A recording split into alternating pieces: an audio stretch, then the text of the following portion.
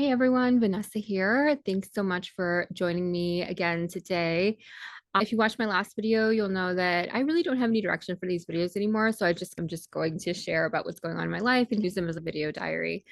This is not your thing. You are more than welcome to just go ahead and unsubscribe because I feel like it's going to be like this for a while. That being said, some things that have been getting updated in my life is a lot of stuff. If you recall from my last video, I did move and it's really cool. I have like a little office area now, which is such an upgrade for me because my last place was literally a 300 square foot studio. And so I got to move into a two bedroom with my boyfriend, and he let me convert he gave me the other bedroom and was like, turn this into your office.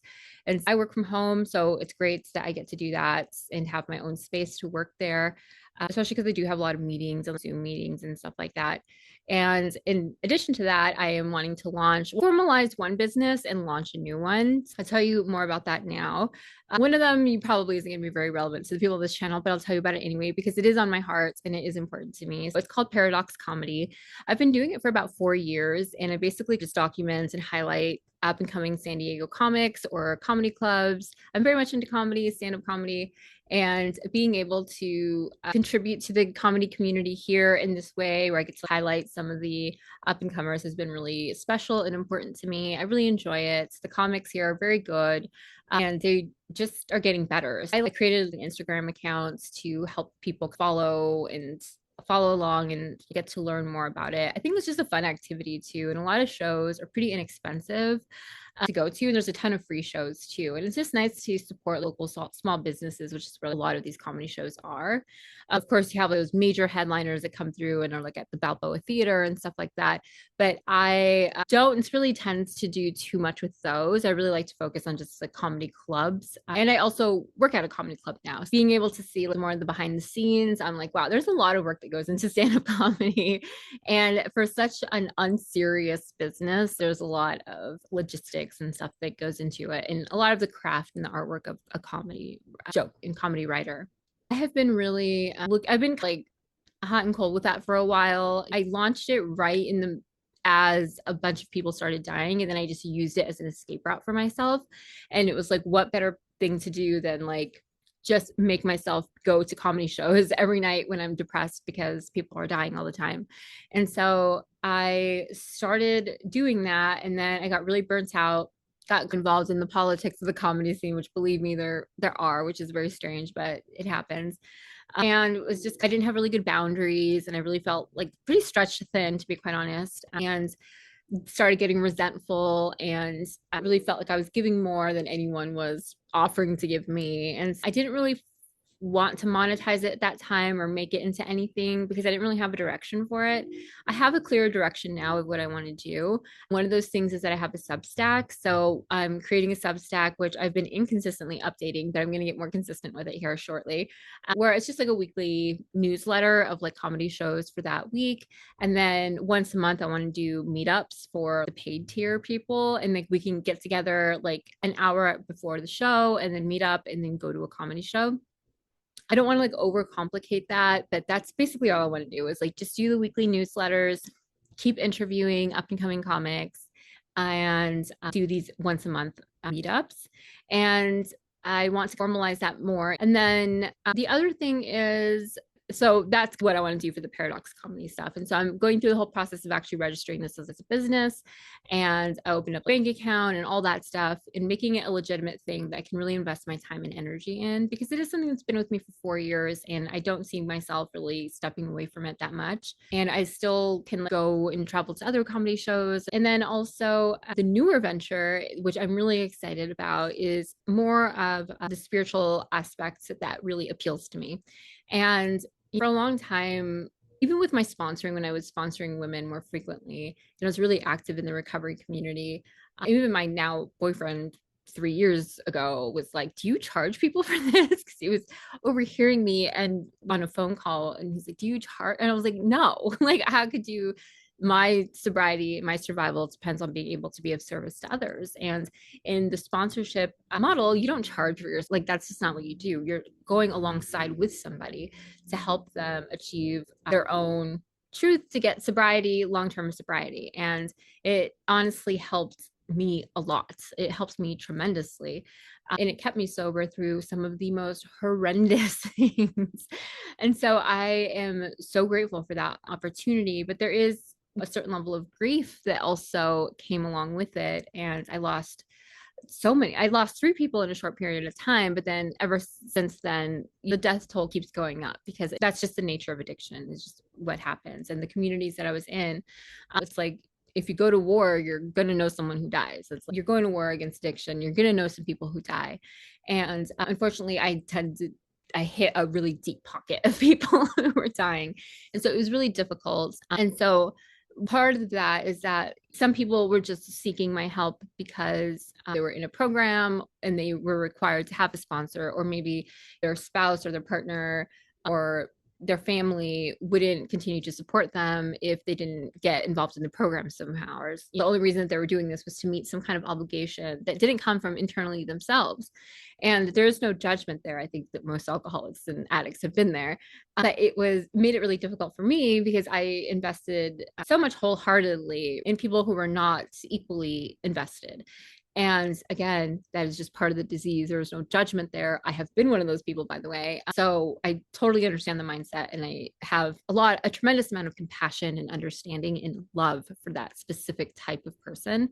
And not even a type of person, just that specific type of scenario. It just is where we find ourselves, unfortunately, as addicts and alcoholics. And it made me really weary though, because the pattern of my life has always been to overgive. It has been really to be overly available to people who are not really available for themselves and not available for me. And on the sponsorship sponsee, I didn't really expect them to be available for me, but I really needed them to be available for themselves. And it was difficult to see people continue to engage in codependent relationships and not really embrace the program. And week after week, they're telling me one thing, but they're doing something else. And again, this is no judgment. This is just the nature of the disease. And so it really burnt me out on helping people and being of service. And that's when you guys started seeing me post more often. And this was in 2024. I feel like I was posting videos pretty regularly. And it's because I knew that I had information to share, an experience that I wanted to share, but it was really difficult for me to trust my judgment about the people who would be willing to hear that message. So I just left it up to God and the internet gods to disseminate the information to whoever it was for. And if you're here, perhaps it was for you. And I believe in that. And so I just want to take that a little step further. And so going back to my business, I do feel like I got very good at helping people. And I do feel like I have a lot of experience and a unique perspective, especially around faith and religion and just God. And also how we work through mental health and how we work through sobriety, right? And this is not like a counseling type of thing. I just want to be the spiritual companion to people. And in the Christian faith, there is a spiritual director. That is what you would call yourself. And I'm absolutely interested in becoming that at one point. I want to get enrolled and all of that. I'll be doing that later this year.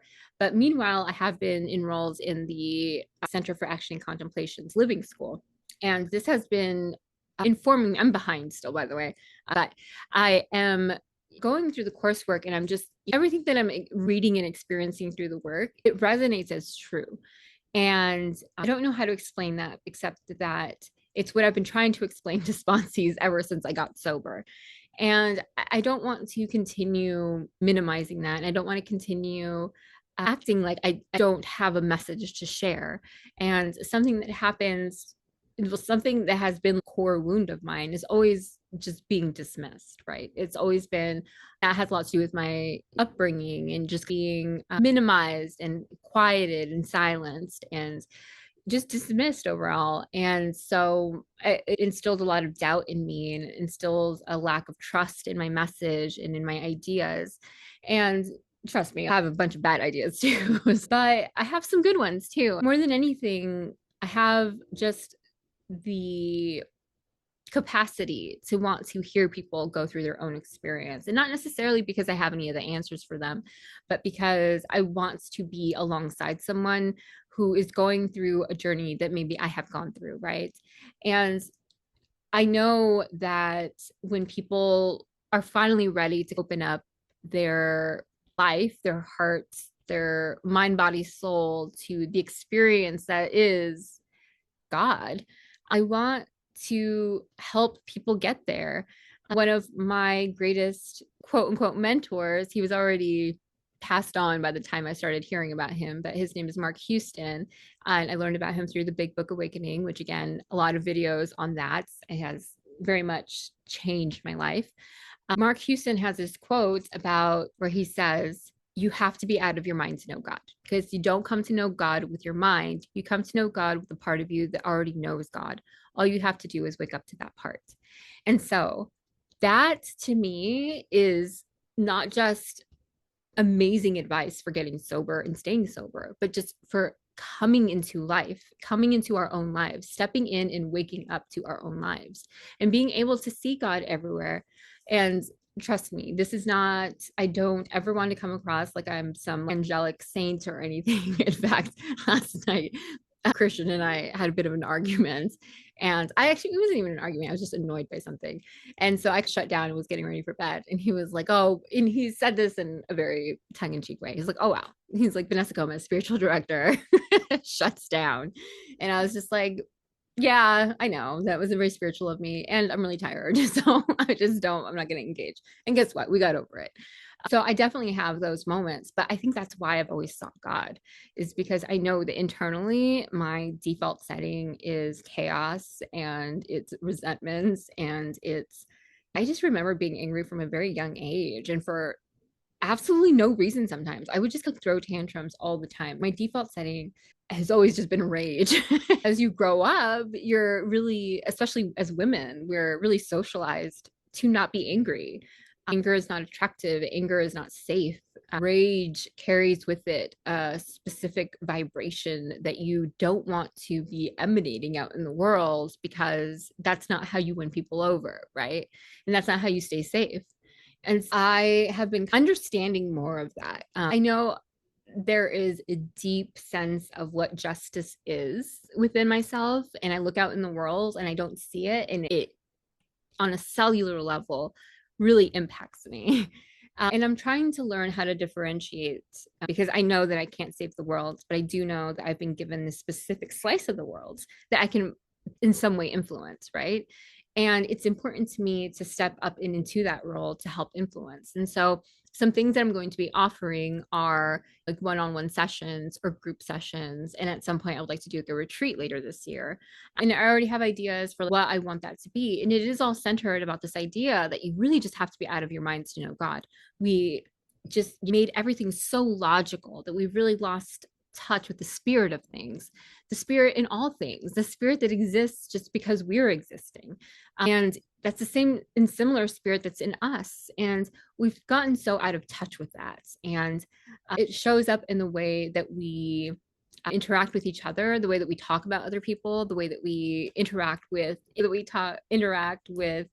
people who are more privileged than us or less privileged than us. I feel like if we could just tap into this other dimension that is already here with us, critical part of being able to bring it to earth, bringing heaven to earth. And so I am starting that business, and I'm getting some practical stuff up and running so that I can actually go and do this legally. I do want to start doing one-on-one sessions with people, and I want to start doing group sessions. And I have my Substack. And in Substack, I read other people's writings, and I'm just kind of like, people are they're very lengthy posts, and they're very in-depth, and they're very researched. And my writing style has never been that. My writing style has always been just from the bottom of my heart into your screen. And it's very bloggy. It's very much a blog. And I know that's not what Substack is for, but that's how I'm using it. And I'm going to be opening up a paid tier on that as well. And that paid tier is going to have a monthly meditation or just a monthly virtual group that we can do.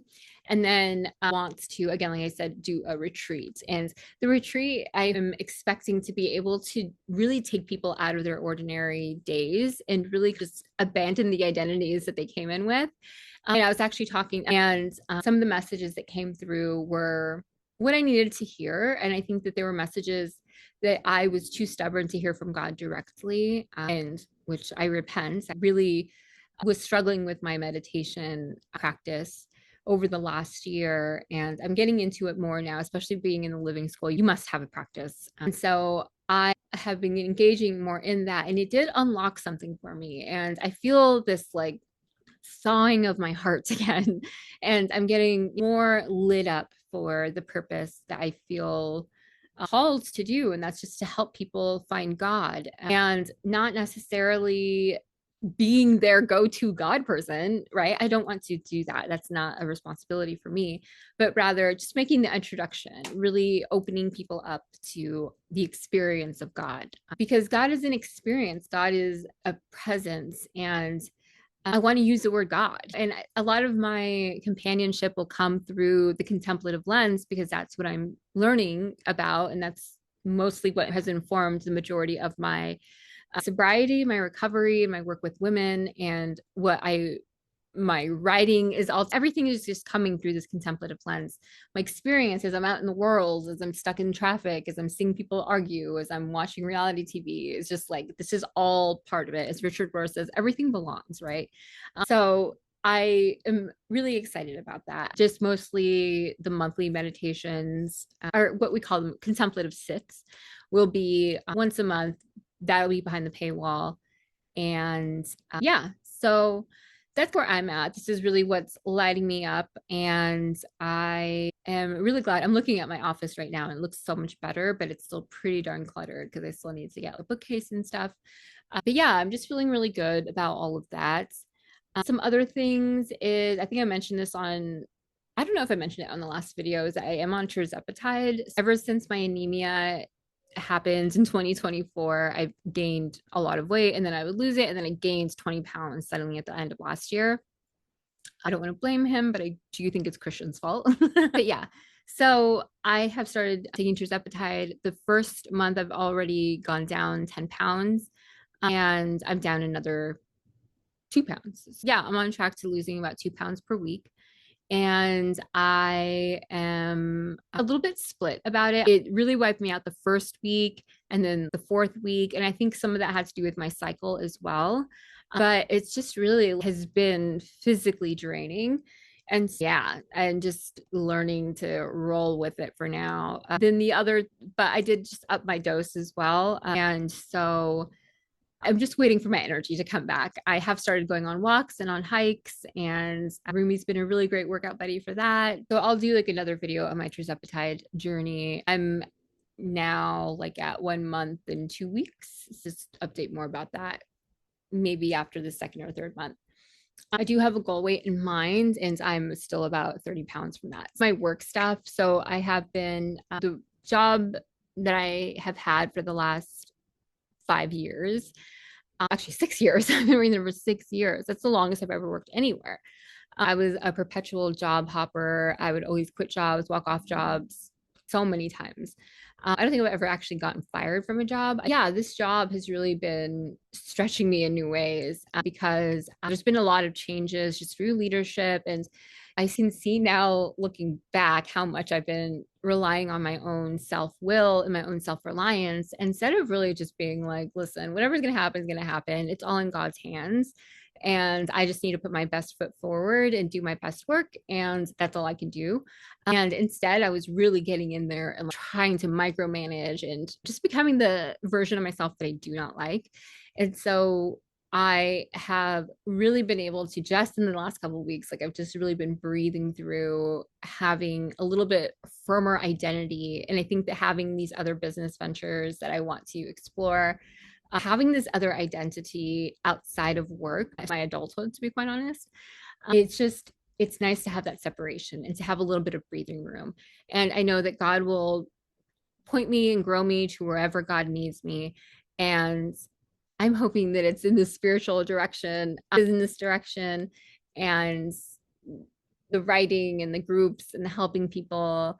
I really hope for that. And it's okay if it's not. Maybe I do just stay at this job forever, and that's fine. If they'll have me, what a blessing that is to have a job. I do still enjoy. I find it challenging. I like the people I work with, and I'm still learning something new every day. It does challenge me in ways sometimes I wish I wasn't being challenged, but it is what it is. So it's definitely not boring, that's for sure. So yeah, I think that's everything. And honestly, living in that amount of like ruminating fear is quite honestly what got me to drinking, right? Because that's the only way that I can numb out. And especially now with, I can't even numb out with food. I tried to get a milkshake today because I had a hard day and I was like, this doesn't even taste good. So it's not like I can necessarily do that.